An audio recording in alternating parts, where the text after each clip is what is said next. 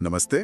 आज हम एक बहुत ही दिलचस्प विषय पर बात कर रहे हैं। ये महासुपिन जातक से जुड़ा है। राजा प्रसेनजीत के 16 सपनों में से दूसरा सपना।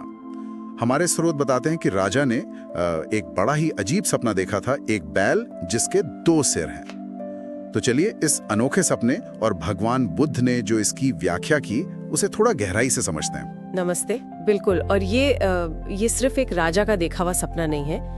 ये असल में नेतृत्व, समाज और हमारे अंदर के जो टकराव होते हैं उन पर एक गहरा प्रतीक है। और आप देखेंगे कि इसकी बातें आज भी कितनी सटीक बैठती हैं। हाँ, तो सपना जैसा आपने बताया, एक बैल जिसके 2 सिर और वो भी एक ही हल से जुड़े हुए हैं। पर कमाल की बात यह कि दोनों सिर हल को विपरीत दिशाओं में खींच रहे थे। ये तो सुनने में ही बड़ा अटपटा सा लगता है। जी हाँ, बिल्कुल अटपटा। और इसका नतीजा क्या था? नतीजा ये कि हल 1 इंच भी आगे नहीं बढ़ रहा था। सोचिए, दोनों सिर पूरी ताकत लगा रहे हैं अपनी अपनी तरफ। जाहिर है खेत की जुताई तो हो ही नहीं सकती थी, बल्कि वो जगह, वो खेत ही बर्बाद हो रहा था। एक तरह से पूरी तरह गतिरोध की स्थिति थी। सही कहा। और फिर राजा ने ये सपना भगवान बुद्ध को सुनाया। जी। तो बुद्ध ने इसका जो अर्थ बताया वो भविष्य से जुड़ा था, है ना? क्या था वो? हाँ, बुद्ध ने समझाया कि ये सपना दरअसल भविष्य में आने वाले एक ऐसे वक्त का संकेत है जब समाज में, चाहे वो सरकार हो या कोई धार्मिक संस्था हो या कोई भी संगठन, वहाँ एक ही पद या एक ही लक्ष्य के लिए 2 बड़ी ताकतें या 2 अलग विचारधाराएं आपस में टकराएंगी। मतलब 2 नेता होंगे, दोनों का अपना अपना जोर होगा, पर उनकी दिशाएं एकदम उल्टी होंगी। अच्छा, तो ये सिर्फ मतलब राजनीति या शासन तक ही सीमित नहीं है? नहीं, बुद्ध ने यह साफ किया कि ऐसा विरोध आपको धार्मिक नेताओं में भी दिख सकता है, सामाजिक नेताओं में भी। और जब नेतृत्व करने वाले ही ऐसे बटे होंगे, एक दूसरे के खिलाफ काम कर रहे होंगे, तो सोचिए आम लोगों का क्या हाल होगा। उनमें तो भ्रम फैलेगा ही, उन्हें कष्ट भी होगा, क्योंकि जिन्हें रास्ता दिखाना है वो खुद ही आपस में उलझे हुए हैं। ये बात तो है। इन प्रतीकों के पीछे गहरे अर्थ छिपे हुए लगते हैं। जैसे आपने कहा, 2 सिर वाला बैल। क्या ये सिर्फ 2 नेताओं का ही प्रतीक है या कुछ और भी? मुख्यतः तो हाँ, ये 2 नेताओं या 2 विरोधी गुटों का प्रतीक है। 2 ऐसे विचार जो आपस में एकदम उलट हैं, या 2 ऐसी प्रतिस्पर्धी शक्तियां जो हैं तो एक ही साझा चीज से जुड़ी। वो कोई संसाधन हो सकता है, कोई लक्ष्य हो सकता है, पर उनमें जरा भी तालमेल नहीं है। शक्ति तो है पर दिशाहीन। और वो हल जिसे वो खींच रहे थे, वो किसका प्रतीक हुआ? वो हल उस साझा चीज का प्रतीक है जिस पर उन दोनों का नियंत्रण है या जिस पर उनका असर पड़ता है। ये हमारा देश हो सकता है, हमारा समाज, कोई संस्था, कोई संगठन, यहाँ तक कि एक परिवार भी। ये वो जमीन है, वो आधार है जिससे आगे बढ़ना चाहिए, जिसका विकास होना चाहिए, पर वो हो नहीं पा रहा। और उनका वो विपरीत दिशाओं में खींचना, ये तो साफ तौर पे एक निरर्थक संघर्ष को ही दिखाता है। बिल्कुल। ये सिर्फ संघर्ष नहीं, ये ऊर्जा की भयानक बर्बादी है।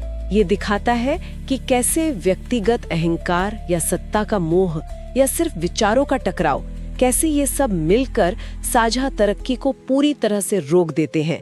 मेहनत तो खूब हो रही है पर नतीजा सिफर है, बल्कि नुकसान ही नुकसान है। तो बुद्ध की इस पूरी व्याख्या में एक तरह की चेतावनी छिपी हुई है, यही ना, कि जब नेता अपनी व्यक्तिगत लड़ाइयों में इतने ज्यादा उलझ जाते हैं तो वो उस असली मकसद को ही भूल जाते हैं जिसके लिए उन्हें चुना गया है, या वो उस पद पर हैं, यानी लोगों की भलाई करना। हाँ, बिल्कुल सही कहा आपने। और बुद्ध ने ये भी साफ बताया कि इस आपसी खींचतान का, इस टकराव का खमियाजा आखिर भुगतता कौन है?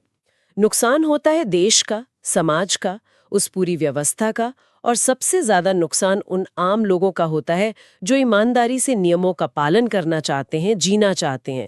लेकिन नेतृत्व के इस झगड़े में वो पूरी तरह से दिग्भ्रमित हो जाते हैं, निराश हो जाते हैं। ये बातें तो आज के समय में भी उतनी ही सच लगती हैं। हम अक्सर देखते हैं कई बड़े संगठनों में, कंपनियों में, कि कैसे टॉप पर बैठे 2 लोगों की आपसी अनबन पूरे संस्थान की नींव हिला देती है। निश्चित रूप से। या फिर धार्मिक समूहों को ही देख लीजिए, अंदरूनी मतभेद कैसे अनुयायियों को ही बांट देते हैं।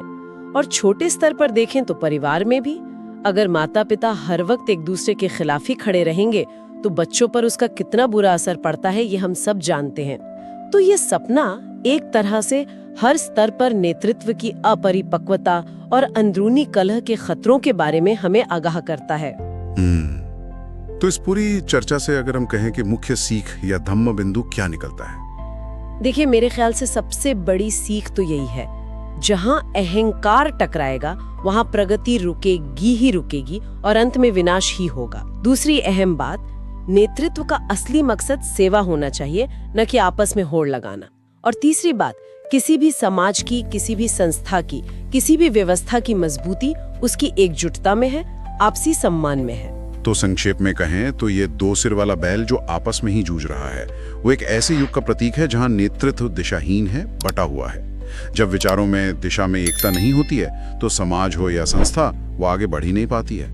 बुद्ध हमें बहुत स्पष्ट रूप से एकता, आपसी सम्मान और एक स्पष्ट दिशा वाले नेतृत्व का महत्व समझा रहे हैं। क्या ऐसा हमेशा संभव है कि साझा लक्ष्य होते हुए भी अलग अलग नजरिया रखने वाले नेताओं या विचारों के बीच तालमेल बिठाया जा सके? या फिर क्या ये टकराव, ये संघर्ष किसी भी साझा कोशिश की एक अंतर्निहित सच्चाई है जिससे बचा नहीं जा सकता? इस पर विचार करना वाकई जरूरी है।